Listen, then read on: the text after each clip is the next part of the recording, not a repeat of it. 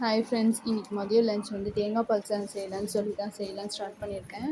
ஒரு குக்கரில் எண்ணெய் ஊற்றி நெய் ஊற்றி அதுக்கு தேவையான ஸ்பைசஸ் முந்திரி பருப்புலாம் ஆட் பண்ணிக்கிட்டேன். 2 பச்சை மிளகா, 2 பெரிய வெங்காயம் போட்டு நல்லா வதக்கி எடுத்துக்கிட்டேன். இஞ்சி பூண்டு பேஸ்ட்டு 2 டேபிள் ஸ்பூன் போட்டுக்கிட்டேன். நல்லா வதக்கி எடுத்ததுக்கப்புறம் புதினா கொத்தமல்லி எல்லாம் போட்டு நல்லா வதக்கி எடுத்துட்டேன். அரிசி தனியாக எடுத்து ஊற வச்சுருந்தேன். நான் 2 கப்பு தேங்காய் பால் 1 கப் தண்ணி ஊற்றினேன். நல்லா கடைசியில் ஃபைனலாக ரெடி ஆகிடுச்சு. தம்பியும் மதியானம் நல்லா சாப்பிட்டான். அவனுக்கு ரொம்ப பிடிச்சிருந்துச்சு. சிம்பிளாக இன்றைக்கி செஞ்சு முடிச்சாச்சு. ஈவினிங் சரி மழை, அவ்வளோ ஒரு இருட்டு இருந்துச்சு. பார்க்கவே செம்ம கூலிங்காக சூப்பராக இருந்துச்சு. உங்கள் ஏரியாவில் மழை பெஞ்சுதான்னு சொல்லுங்கள்.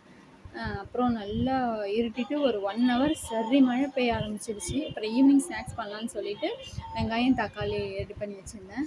ப்ரெட்டு வாங்கிட்டு வந்திருந்தேன். ஸோ அதனால் அது சாண்ட்விச் மாதிரி செய்யலான்னு நான் முட்டைக்கோசும் கொஞ்சம் ஆட் பண்ணிக்கிட்டேன். தேவையான அளவு உப்பு, மஞ்சத்தூள், காரப்பொடி, கரம் மசாலா மட்டும் போட்டேன். உருளைக்கிழங்கு பாயில் பண்ணி எடுத்து வச்சுருந்தேன். அதையும் மேஷ் பண்ணி அதில் போட்டு நல்லா எடுத்து கொத்தமல்லி தூவி ரெடி பண்ணி எடுத்து வச்சுட்டேன். இன்னொரு சைடு மிக்சியில் புதினா கொத்தமல்லி இஞ்சி பூண்டு பேஸ்ட்டு தான் நான் போட்டுக்கிட்டேன். தேவையான உப்பு, அப்புறம் வந்து கடலை இருக்கு இல்லையா, பொட்டுக்கடலை, அது கொஞ்சம் சேர்த்துக்கிட்டேன். லெமன், கொஞ்சோண்டு சீரகம் போட்டு நல்லா ஃபைனாக பேஸ்ட் மாதிரி எடுத்து வச்சுட்டேன். ஆனால் தம்பிக்கு வந்து நான் அது கொடுக்கல, காரமாக இருக்குன்னு சொல்லிட்டு பீனட் பட்டரும் கிசம் ஜாமும் மட்டும் ரோஸ்ட் பண்ணி அவனுக்கு கொடுத்தா அவன் சாப்பிட்டான். இன்னொன்று எங்களுக்கு வந்து திரும்பி அதே மாதிரியே பேன் வச்சு திரும்பி அதில் க்ரீன் பேஸ்ட்டு போட்டு சீஸ் கொஞ்சம் ஃபஸ்ட் டைம் வச்சேன். சீஸ் வச்சு உருளைக்கிழங்கு வச்சு சாப்பிட்டு பார்த்தா செம்ம சூப்பராக இருந்துச்சு. நீங்களும் ட்ரை பண்ணுங்கள்.